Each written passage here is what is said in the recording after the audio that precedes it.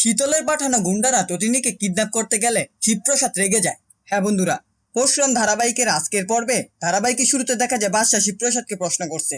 এত কিছুর পরও সে বউয়ের কথা শ্বশুর বাড়িতে যাবে। শিবপ্রসাদ দৃঢ়ভাবে জানিয়ে দেয় সে অবশ্যই বউয়ের পাশে দাঁড়াবে, কারণ তার বিশ্বাস তটিনী কোনোভাবে এই ঘটনার সাথে জড়িত নয়। তটিনী সংসার সামলায়, বাচ্চাদের দেখাশোনা করে, এই অবদানের কারণেই তার সংসার টিকে আছে। শিবপ্রসাদ বলে, পৃথিবীর প্রতিটা ঘরেই যদি এমন ছোট সংসার থাকতো তাহলে পৃথিবী আরো সুন্দর হয়ে যেত। একথা বলে শিবপ্রসাদ বেরিয়ে যেতে চাইলে বলরাম অবাক হয়ে বলে সে নাকি সত্যিই সংসারী মানুষ। উত্তরে শিবপ্রসাদ জানায় হ্যাঁ, সে সংসার ভালোবাসে, তটিনী তার সবকিছু, আর লাড্ডু আর পিকু তার পৃথিবী। শিবপ্রসাদ আরো জানায় সংসারের প্রতিটা কাজে সে তটিনীর পাশে থাকে। রান্নার মশলা বাটা থেকে শুরু করে কাপড় ধোয়া, ঘর মোছা কিংবা চাদর বিছানো পর্যন্ত সবকিছুতেই সে সাহায্য করে। এভাবে তাদের সংসার এগিয়ে চলেছে। এরপর শিবপ্রসাদ সেখান থেকে চলে যায়। শিবপ্রসাদ চলে যাওয়ার পর মায়া বলে যদি প্রতিটা মেয়ের ভাগ্যে এমন পুরুষ জুটে তাহলে সংসার করতে আর কোনো দ্বিধা থাকবে না।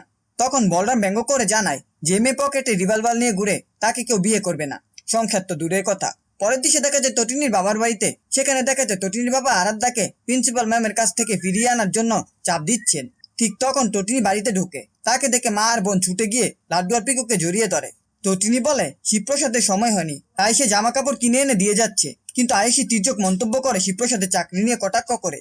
এরপর তটিনী আনা জামা কাপড় বের করে আয়ুষী মাটিতে ফেলে পা দিয়ে মারিয়ে দেয়। তটিনীর বাবা একটা শার্ট হাতে নিয়ে বলে এগুলো তাদের পরিবারের মানুষের সঙ্গে যায় না, এমনকি তিনি শার্টটি ছিঁড়ে ফেলেন। বাবার এমন ব্যবহার দেখে তটিনী কাঁদতে কাঁদতে জানায় সে কোনোদিন আশা করেনি বাবা এমন অপমান করবে। তখন বাবা রাগ করে জানায় তারা ভেবেছিল সব মিটমাট হয়ে যাবে, কিন্তু উল্টো কবির জেলে গেছে আর আরাধ্যা প্রিন্সিপাল ম্যামের কাছে আশ্রয় নিয়েছে। তখন তটিনী দৃঢ়ভাবে বলে আরাধ্যা এখন শুধু প্রিন্সিপাল ম্যামের কাছে নয়, বরং তার শাশুড়ির কাছে আছে, যা সবচেয়ে নিরাপদ জায়গা। এদিকে বাবিনেশা আরো অপমান করে জানায় তটিনীর আনা জামা কাপড় তাদের ঘরে কাজের লোকেরা অপরার উপযুক্ত নয়। এত অপমান সহ্য করতে না পেরে লাড্ডু বলে ওঠে তার মা অনেক কষ্ট করে এসব জামা কাপড় কিনেছে, অথচ সবাই তার অপমান করছে। শেষমেশ তটিনীর বাবা তটিনী ও শিবপ্রসাদকে বাড়ি থেকে বের করে দেন। কান্না ভেজা চোখে তটিনী জানায় যতদিন না পর্যন্ত তার বাবা তার পায়ে হাত দিয়ে ক্ষমা চাইবে ততদিন তারা এই বাড়িতে আসবে না। এরপর লাড্ডু, পিকু আর শিবপ্রসাদকে নিয়ে তটিনী কাঁদতে কাঁদতে বাড়ি থেকে বের হয়ে যায়। পরবর্তী দৃশ্যে দেখা যায় তারা সবাই রাস্তায় মুখ ভার করে হাঁটছে। তটিনী শিবপ্রসাদকে বলে সে কখনো তার অসম্মান চায়নি, সে বুঝতে পারছে না কেন এভাবে তার সাথে খারাপ ব্যবহার করা হলো। কিছুক্ষণ পর কয়েকজন গুন্ডা এসে তাদেরকে ঘিরে ধরে এবং তটিনীকে গাড়িতে ওঠার প্রস্তাব দেয়। বিষয়টা দেখে শিবপ্রসাদ রেগে গিয়ে গুন্ডাদের সঙ্গে মারপিটে জড়িয়ে পড়ে। এই ছিল পরশুরাম ধারাবাহিকের আজকের আপডেট। ভিডিওটি ভালো লাগলে চ্যানেলটিকে সাবস্ক্রাইব করে পাশে থাকা বেল আইকনটি অন করে দিন এবং আপনাদের মূল্যবান কমেন্ট করতে ভুলবেন না।